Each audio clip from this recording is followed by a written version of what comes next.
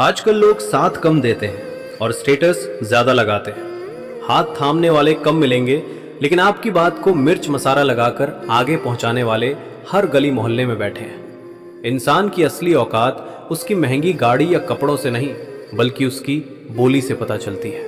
कड़वे शब्द बोलकर आप दुनिया जीत सकते हैं, लेकिन लोगों का दिल नहीं। और जिसका दिल जीत लिया वो आपका ताउम्र गुलाम बन जाता है।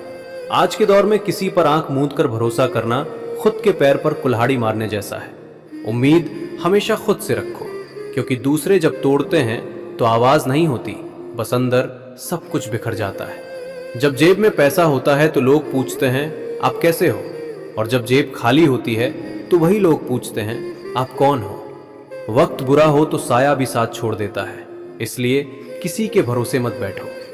हर बात का जवाब देना जरूरी नहीं होता, कभी कभी खामोश रहकर मुस्कुरा देना